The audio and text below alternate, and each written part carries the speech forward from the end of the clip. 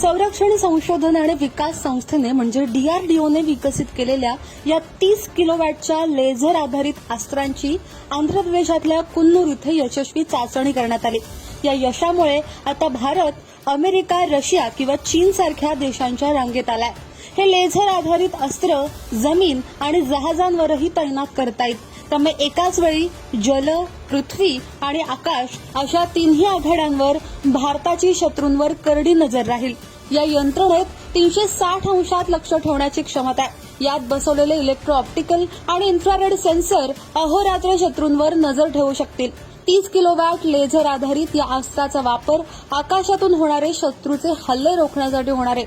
या यंत्रणेपासून 5 किलोमीटर हद्दीत अवकाशात असलेली हल्लेखोर विमानं, ड्रोन किंवा हेलिकॉप्टर लेझरच्या माऱ्याने एका क्षणात नष्ट करण्याची क्षमता या अस्त्रात आहे।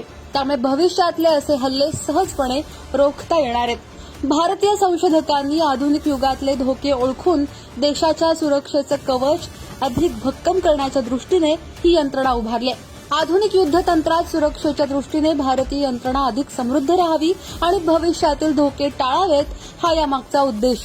आकाशातून अत्यंत वेगात होणारे ड्रोन, विमानं किंवा क्षेपणास्त्रांचे हल्ले अगदी काही क्षणात रोखण्यासाठी हे तंत्र उपयोगी ठरणार आहे। जगात लेझर तंत्राचा वापर करण्याचा कल वाढत असताना सुरक्षेसाठी अशा अस्त्राची गरज लक्षात घेऊन ते विकसित करण्यात भारताला यश मिळाले।